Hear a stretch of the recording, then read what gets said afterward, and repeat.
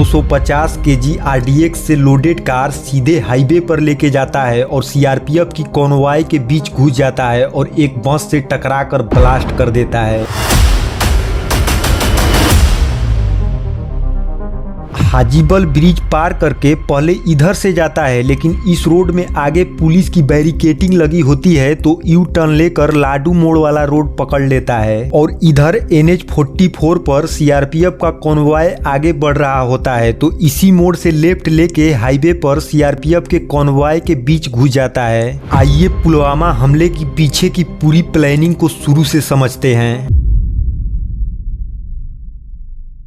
31 दिसंबर 1999 को कंधार हाईजैक में मसूद अजहर को इंडिया से अफगानिस्तान में छोड़ना पड़ता है। इसके बाद वहां पर वो अलकायदा के आतंकियों से मिलता है और वहां पर जो तालिबान का हक्कानी नेटवर्क था उनके लीडर्स के साथ मीटिंग करता है। फिर 2 महीने बाद मार्च 2000 में अफगानिस्तान से पाकिस्तान के बहावलपुर पहुंचता है और वहां पर 20,000 लोगों के बीच एक रैली में अपना टेररिस्ट ऑर्गेनाइजेशन जैसे मोहम्मद लॉन्च किया और भारत से कश्मीर को अलग करने की कसम खाते हुए बोला कि मैं यहाँ इसलिए आया हूँ क्योंकि आपको ये बताना मेरा काम है कि मुसलमानों को तब तक चैन से नहीं बैठना चाहिए जब तक वो हिंदुस्तान को तबाह न कर दे। इसके बाद जैसे मोहम्मद के जो लीडर्स थे वो पाकिस्तान में यंग लड़कों को भर्ती करके अफगानिस्तान भेजते थे और जो तालिबान और अलकायदा के कैंप्स थे वहां पर उनको ट्रेनिंग दी जाती थी। फिर जैसे मोहम्मद ने उन ट्रेंड आतंकियों को कश्मीर में भेजना शुरू कर दिया, यहाँ पर भी अपना नेटवर्क फैलाना शुरू कर देता है।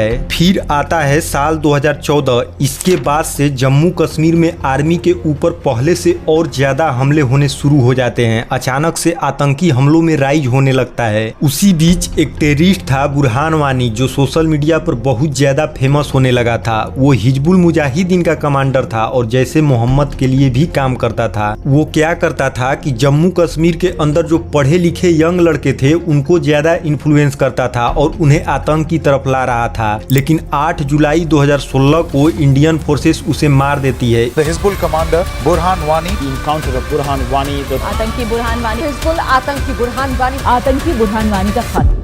इसके बाद जनवरी 2017 के स्टार्टिंग में मसूद तलहा राशिद को जैसे मोहम्मद का कमांडर बनाकर साउथ कश्मीर भेज देता है। तलहा मसूद का भतीजा था। वो पाकिस्तान से LOC क्रॉस करके यानी घुसपैठ करके कश्मीर में आ जाता है और आने के बाद वो क्या करता है कि सबसे पहले OGW का नेटवर्क फैलाना शुरू करता है। OGW यानी ओवरग्राउंड वर्कर, जो सिविलियन के साथ रहकर सेना की इंफॉर्मेशन इकट्ठा करते हैं, लोकेशन बताते हैं, लॉजिस्टिक संभालते हैं और शेल्टर वगैरह की व्यवस्था करते हैं। OGW का नेटवर्क जितना तगड़ा होगा हमला करना उतना ही आसान होता है। ये काम उन लोगों को दिया जाता है जो आसपास के लोकल्स होते हैं, सामने नहीं आना चाहते। शॉपकीपर, ड्राइवर, इन जैसे लोगों को ज्यादा टारगेट किया जाता है क्योंकि ऐसे लोग इजिली पकड़ में नहीं आते। इधर राशिद अपना काम कर रहा था, उसी बीच इंडियन आर्मी के साथ एक झड़प में उसको मार दिया जाता है।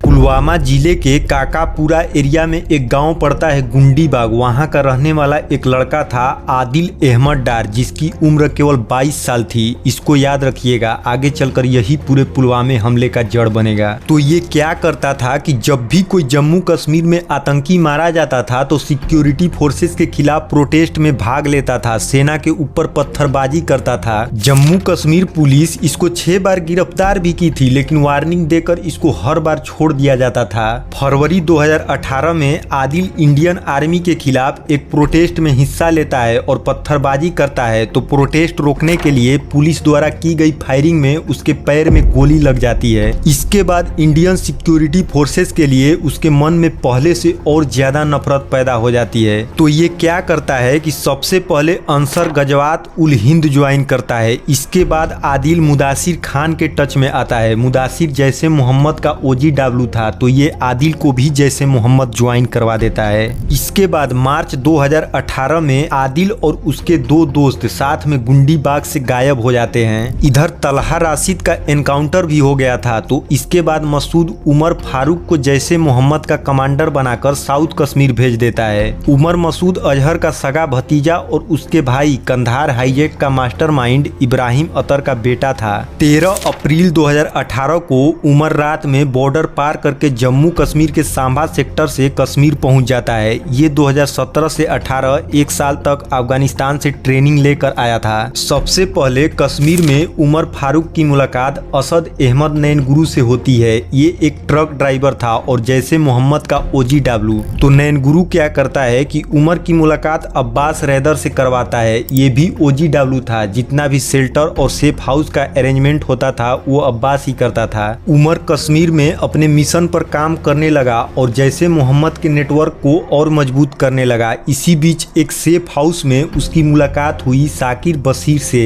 साकिर का लेथपुरा में NH-44 पर एक फर्नीचर की दुकान थी। उस दुकान से जो भी इंडियन फोर्सेस का मूवमेंट होता था उसे आसानी से देखा जा सकता था। खैर उमर पुलवामा के अंदर साकिर के घर को ही सेफ हाउस बनाकर रहने लगता है और यहीं पर उमर की मुलाकात होती है आदिल अहमद डार से।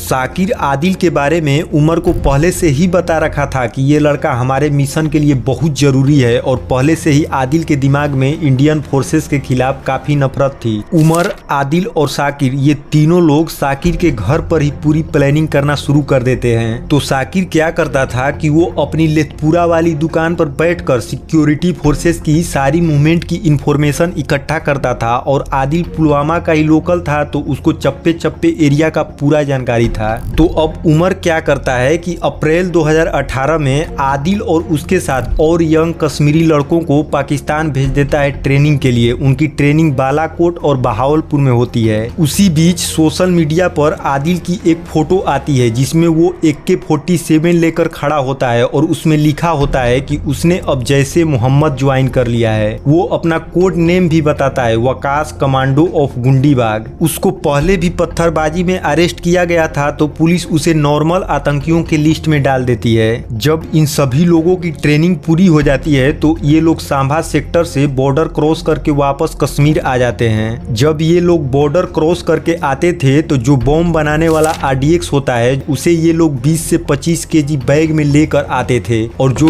इन लोगों का सेफ हाउस था वहां पर अलग अलग जगहों पर रख देते थे। आदिल अब ट्रेनिंग पूरा कर चुका था। फिर ये लोग साकिर के घर पर वापस मिलते हैं। उमर फारूक, आदिल अहमद डार, साकिर बशीर और इनके साथ एक और लड़का ऐड हो चुका था जिसका नाम सज्जाद भट्ट था। ये अनंतनाग के बिजबेरा का रहने वाला था। उमर ने इसका भी माइंड वॉश कर दिया था। ये लोग दिसंबर 2018 से जनवरी 2019 तक पुलवामा अटैक की पूरी प्लानिंग कर लिए थे कि कैसे हमले को अंजाम देना है। करीब 300 kg RDX पाकिस्तान से घुसपैठियों के द्वारा मंगवा लिया गया था लेकिन ये कई जगह अलग अलग सेफ हाउस में था तो जो OGW के हैंडलर थे उनके द्वारा साकिर के घर पर इकट्ठा किया गया। फिर साकिर ने अमेजोन से एल्यूमिनियम पाउडर मंगवाया। इसके बाद अमोनियम नाइट्रेट, जेलेटिन स्टिक्स, जो भी बॉम्ब बनाने के लिए सामान जरूरी होते हैं वो सारी चीजें साकिर के घर पर इकट्ठा किए गए। उमर फारूक अपना सेफ हाउस चेंज करते रहता था तो एक पुलवामा का रहने वाला तारिक अहमद शाह था। वो जैसे मोहम्मद के लिए OGW का काम करता था। उसकी एक बेटी थी इंसा जान, उसके साथ उमर संबंध में था। तो जनवरी 2019 के लास्ट वीक में उमर इसके घर पर आदिल से एक वीडियो बनवाया था जो हमले के बाद रिलीज करना था।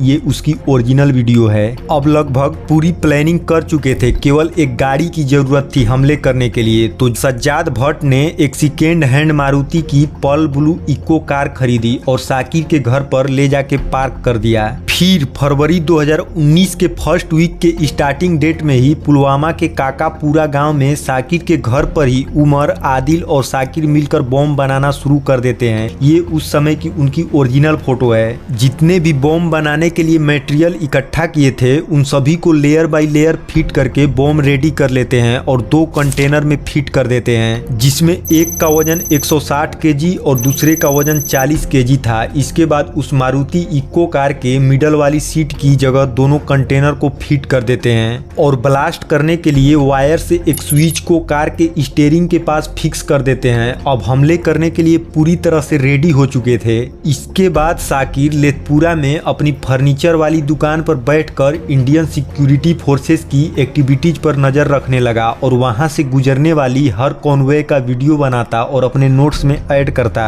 वो नोटिस कर लिया था कि CRPF अपनी डिप्लॉयमेंट के दौरान एक पैटर्न फॉलो करती है। जो सामान होता है वो नीले कलर के ट्रक में रखा जाता है जिनके ऊपर खाकी तिरपाल या कपड़े कपड़े लगे होते हैं। सोल्जर्स नीले बस में सवार होते हैं और बड़े ऑफिसर सफेद जिप्सी में ट्रेवल करते हैं जिनमें खिड़कियों पर कांच के ऊपर वायर के नेट लगे होते हैं। इसके बाद वो लोग हमले की डेट 6 फरवरी 2019 को डिसाइड करते हैं। अब इधर इन लोगों का प्लान रेडी था कि सीआरपीएफ के काफिले के ऊपर फिदाइन अटैक करनी है, यानी सुसाइड बॉम्बिंग करनी है। लेकिन हुआ ये कि उस दिन बर्फ पड़ने लगती है तो NH-44 हाईवे को बंद कर दिया गया कि उससे होकर कोई भी गाड़ी नहीं निकलेगी। जो सीआरपीएफ का कॉन्वॉय था उसे भी जम्मू ट्रांजिट कैंप से श्रीनगर तक जाना था और इसी हाईवे से होकर जाना था, तो उसे भी कैंसिल कर दिया गया। इधर आदिल कॉन्वॉय पर सुसाइड बॉम्बिंग करने वाला था तो साकिर उस दिन भी अपने दुकान पर बैठकर वेट कर रहा था कि कब सीआरपीएफ का कॉन्वॉय आएगा। लेकिन उस दिन कोई मूवमेंट नहीं होती है तो ये लोग भी कुछ नहीं कर पाते। इस बीच इंटेलिजेंस एजेंसी के तरफ से कई ऐसे इनपुट भी आ रहे थे कि सीआरपीएफ के कॉन्वॉय के ऊपर अटैक हो सकता है। इसमें 24 जनवरी को एक इंटेल मिली थी कि जो जैसे मोहम्मद के टेररिस्ट हैं वो किसी स्पेशल टास्क पर काम कर रहे हैं और ये लोग एक फिदाइन अटैक कर सकते हैं अगले कुछ दिनों के अंदर जम्मू कश्मीर में। तो जब ये इनपुट आ रहे थे तो जो सिक्योरिटी थी वो अलर्ट हो चुकी थी। इसमें आगे कुछ सेंसिटिव डेट भी थे, 9 और 11 फरवरी। इसी दिन अफजल गुरु और मकबूल भट्ट की डेथ एनिवर्सरी थी तो इस दिन हमले होने के ज्यादा चांस थे। इसके बाद 13 फरवरी को NH-44 ओपन कर दिया गया। फिर उसी दिन सीआरपीएफ यूनिट को भी इन्फॉर्म कर दिया गया कि अगले दिन 14 फरवरी 2019 को सुबह में 3:30 बजे सीआरपीएफ के कॉन्वॉय को निकल जाना है। इतने दिन डिले होने के कारण सीआरपीएफ के जवानों की संख्या काफी ज्यादा बढ़ गई थी। इस काफिले में 78 बसें और 2547 सीआरपीएफ के जवान थे जिनको जम्मू ट्रांजिट कैंप से NH-44 हाईवे के थ्रू श्रीनगर तक 271 किलोमीटर की जर्नी पूरी करनी थी। 14 फरवरी 2019 को सुबह में एग्जैक्ट 3:30 बजे सीआरपीएफ का कॉन्वॉय निकल जाता है और ये आगे की तरफ बढ़ने लगता है। साथ में सिविलियन व्हीकल भी चल रहे होते हैं। इससे पहले रूल था कि जब भी सिक्योरिटी फोर्सेस का कॉन्वॉय चलता था तो पब्लिक वाहन अलाउ नहीं होते थे। लेकिन साल 2003 में जम्मू एंड कश्मीर गवर्नमेंट ने ये बोलकर इस रूल को हटवा दी कि इस कॉन्वॉय के चक्कर में पूरी रोड की ट्रैफिक सफर करती है। इससे सिविलियन को बहुत प्रॉब्लम फेस करनी पड़ती है, इसलिए पब्लिक वाहन भी कॉन्वॉय के आसपास चल रहे थे। दोपहर 2:38 पर सीआरपीएफ का पूरा कॉन्वॉय काजीगुंड पहुंच जाता है। यहाँ तक सब ठीक रहा, कोई दिक्कत नहीं हुई। जिस सीआरपीएफ सोल्जर्स की पोस्टिंग अनंतनाग, कुलगाम, शोपियन और आसपास के एरिया में थी वो यहीं पर काजीगुंड में ही उतर गए और 16 गाड़ियों का यहीं पर स्टॉपेज भी था। तो उन 78 गाड़ियों में से 16 गाड़ियां यहीं पर अलग हो गई। इनके बदले 16 मोबाइल बंकर्स गाड़ियां इस कॉन्वॉय को ज्वाइन कर लेती है और काजीगुंड से 2:42 पर पूरा कॉन्वॉय निकल जाता है। काजीगुंड के आगे का जो एरिया था उसमें टेरर एक्टिविटीज का ज्यादा चांस था। तो एक रूल होता है, जब भी सिक्योरिटी फोर्सेस का कोई बड़ा कॉन्वॉय निकलता है तो उससे पहले उस रूट का अच्छे से जांच किया जाता है जो आरओपी की टीम करती है, जिसे रोड ओपनिंग पार्टी भी कहा जाता है। कॉन्वॉय को आरओपी की टीम सपोर्ट कर रही थी और हाईवे के दोनों साइड अलर्ट खड़ी थी। कॉन्वॉय धीरे धीरे आगे बढ़ रहा था।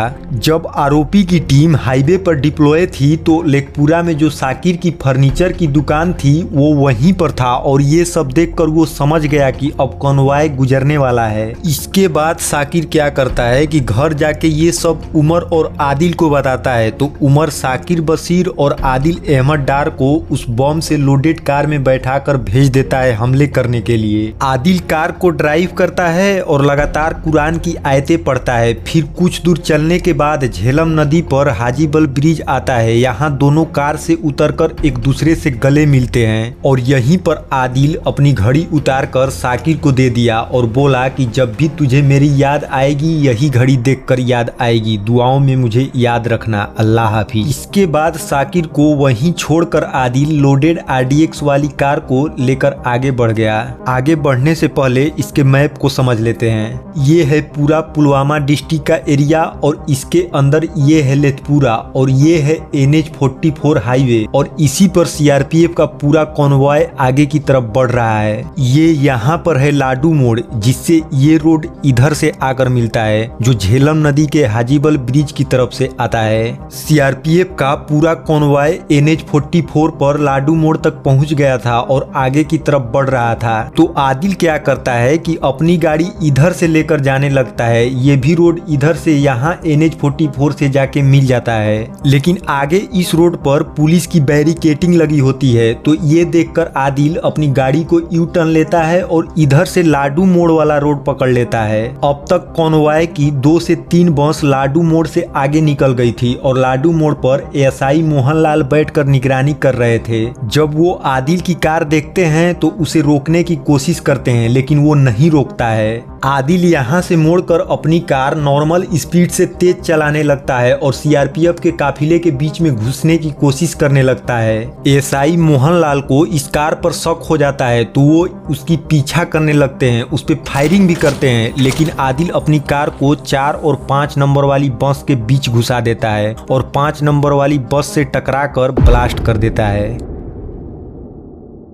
इस धमाके में हमारे 40 सीआरपीएफ के जवान शहीद हो जाते हैं। साल 2000 के बाद कश्मीर में हुए आतंकी हमलों में ये सबसे बड़ा हमला था। ये धमाका इतना भयानक हुआ था कि शहीद हुए जवानों के चेहरे तक पहचान में नहीं आ रहे थे। इस हमले के बाद उमर फारूक ने आदिल का जो वीडियो रिकॉर्ड किया था, उस वीडियो को जैसे मोहम्मद ने रिलीज करके इस पूरे हमले की जिम्मेदारी ले ली। इसके बाद जम्मू कश्मीर पुलिस और एनआईए ने इस हमले की जाँच करना शुरू की और इस जांच के लिए मणिपुर कैडर के आईपीएस ऑफिसर राकेश भलवाल को पूरी जिम्मेदारी सौंपी गई। सबसे पहले मारुति कार के जो परकच्चे थे उसकी जांच की गई तो पता चला कि ये मारुति इक्को कार थी। उसके चेचिस नंबर से ये पता चला कि ये जो कार थी ये कुल 6 बार बेची गई थी और इसका आखिरी ओनर सज्जाद भट्ट था। 20 फरवरी 2019 को राकेश भलवाल सर्च ऑपरेशन कर रहे थे, तब उन्हें ब्लास्ट वाले लोकेशन से कुछ दूरी पर कार की चाबी मिलती है और वहीं पर कुछ हड्डियां भी मिलती है। जब उन हड्डियों का लेबोरेटरी टेस्ट होता है तो आदिल के पिता से उसका डीएनए मैच हो जाता है। तब जाकर ये कंफर्म हो जाता है कि ये जो कार चला रहा था वो आदिल अहमद डार ही था। एनआईए की टीम जब सज्जाद भट्ट के घर पहुंचती है तो वो वहां पर नहीं मिलता है। इसके बाद 25 फरवरी 2019 को सोशल मीडिया पर एक फोटो वायरल होता है जिसमें सज्जाद भट्ट AK-47 लिए खड़ा होता है और उसके पीछे जैसे मोहम्मद का पोस्टर लगा होता है।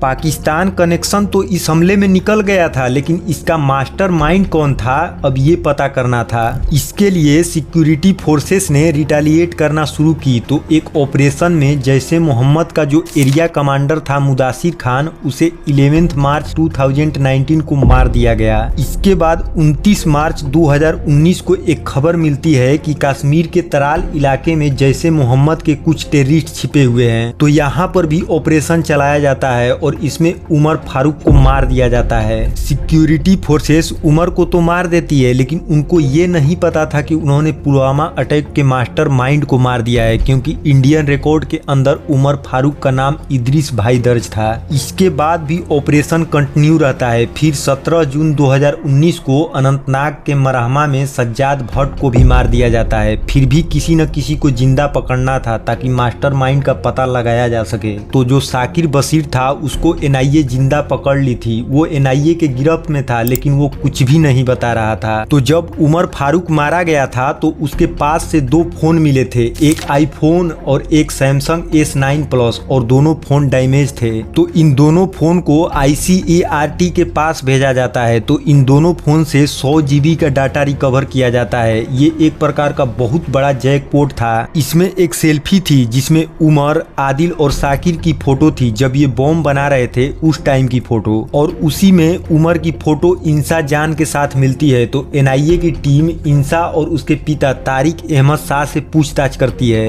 पहले तो ये लोग मना करते हैं, लेकिन जब उमर और इंसा की साथ वाली फोटो दिखाई जाती है तो ये लोग भी मान जाते हैं, सब कुछ बताने लगते हैं। तो इनको भी पकड़ लिया जाता है। लेकिन असली खुलासे तब होते हैं जब इंसा जान और उमर फारूक की साथ वाली तस्वीर साकिर को दिखाई जाती है। ये तस्वीर देखने के बाद साकिर सब कुछ बताने लग जाता है, कैसे इन लोगों ने प्लानिंग करा, कैसे बॉम्ब बनाया और कहां से RDX लाए। और सबसे मेन बात, साकिर बशीर ने ही ये बताया कि ये जो इदरीस भाई है यही उमर फारूक है और पुलवामा अटैक का मास्टरमाइंड भी। इसके बाद 25 अगस्त 2020 को एनआईए 13,800 पेज की चार्जशीट पेश की, जिसमें 19 लोगों को आरोपी बताया गया था, जिसमें 7 पाकिस्तान से थे और 12 लोग जम्मू कश्मीर कश्मीर के रहने वाले थे, जिन्हें बहला फुसला कर उनका ब्रेन वॉश किया गया था और ये साफ हो गया कि इसमें पाकिस्तान का सीधे हाथ था।